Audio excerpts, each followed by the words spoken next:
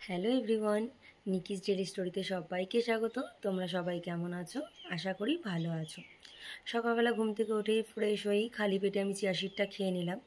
তার 1 ঘন্টা বাদে মা একটু চা বানিয়েছিল, সেটা আবার দুধ চা। অনেকদিন পরেই খেলাম। আর এদিকে বোতলগুলো সব খালি হয়ে গেছিলো, সেটাও আমি ভরে নিলাম। বাবা বাজারে গিয়েছিল সকাল সকাল, তো সেখান থেকে আজকে যেহেতু সানডে একটু খাসির মাংস এনেছে, সেটাই রান্না করে নেব। হালকা পাতলা ঝোলই করব, বেশি রিস্ক করব না, সেটা তোমরা দেখতেই পাবে। তো ওইদিকে সব কিছু রেডি করেই বাজার থেকে পরোটা এনেছিল। পরোটা আমার আর ভাইয়ের জন্য এনেছিল। ভাই তো খেলো না, বলল খাবে না। ভাই যেহেতু ছোলা ভেজানো ছিল, ভাই সেটাই খেয়ে নিল। এদিকে সকালে জলখাবারটা কমপ্লিট করেই আমি দুপুরে রান্নার জন্য চলে এসেছি। সব কিছু তো রেডি করে গেছিলাম, দেখতেই পেলে। এদিকে মশলাটা কষিয়ে সুন্দর করে আমি মাংসটা দিয়ে আরও কিছুক্ষণ কষিয়ে নিয়েছি। দিয়ে আমি প্রেশার কুকারে 3টে সিটি মেরে নেব। দিয়ে তারপরে আলুটা দিয়েছি। এদিকে ভাতটাও প্রায় হতে চললো। দেখো মাংসটা আমি কুকার থেকে কড়াইতে নামিয়ে গরম মশলা দিয়ে আরেকটু ফুটিয়ে নিলাম। আর আমাদের পশুগুলোর ভীষণ খিদে পেয়ে গেছিলো। ওদেরকে খেতে দিতে দিতেই বাইরে দেখি তুমুল বৃষ্টি শুরু হয়ে গেল।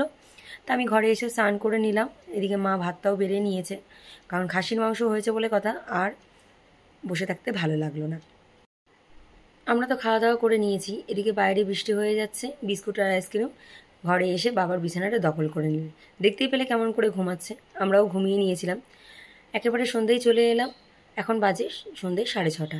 কাকিমা এসছে, আমার মায়ের আর কাকিমার জন্য চাটা করে নিলাম। সকালে যেহেতু মা চা করেছে, এখন বিকালবেলা মায়ের আবদার তুই আমাকে চা করে খাওয়া। এদিকে ভাই যেহেতু বাইরে গিয়েছিল, ভাইকে বলেছিলাম একটু সিঙ্গাড়া আনতে, ও সিঙ্গাড়াও এনেছে। তো আমরা চা দিয়ে সিঙ্গাড়া দিয়ে খাচ্ছি, 5জন আর 5টা সিঙ্গাড়া। অনেকদিন পরে খেলাম। আর এখন রাত প্রায় বাজে হচ্ছে 9:30। আমি রাতের খাবারটাও খেয়ে নিচ্ছি। মা বানিয়েছিল আজকে কাতলা মাছের পাতুরি, ভীষণ ভালো খেতে হয়েছিল। সেটা তোমাদের সাথে শেয়ার করিনি, অনেকটা লেট হয়ে গেছিলো বলে। তো রাতে খাওয়া দাওয়া করে রোজকার মতন ফ্রেশ হয়ে নিচ্ছি, কারণ ফ্রেশ না হলে আমার ঘুম আসে না। এটা তোমাদেরকে আমি বরাবরই বলে এসেছি। যারা আমার ব্লগ দেখতে পাচ্ছ বা দেখো, তারা অবশ্যই জেনে গেছো যে আমি রাতে ফ্রেশ হয়ে ঘুমাই। এদিকে আমি ফ্রেশ হয়ে চলে এসেছি। এরপর আমার ঘরটা একটু গুছিয়ে নেব, কারণ ঘরটা এলোমেলো হয়ে আছে।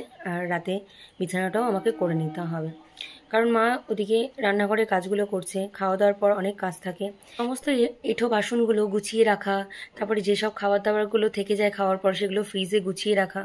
অনেক রকম কাজ থাকে, তাই না? শুধু খাওয়া দাওয়া করলেই শুয়ে পড়লাম হলো না। তো এদিকে আমি বিছানাটাও করে নিচ্ছি। তো চলো, ভিডিওটা আজকে এখানেই শেষ করছি। ভালো লাগলে লাইক কমেন্ট শেয়ার করবে, চ্যানেলটির পাশে থাকার জন্য সাবস্ক্রাইব করবে। আজকে এই পর্যন্ত। Tata, good night.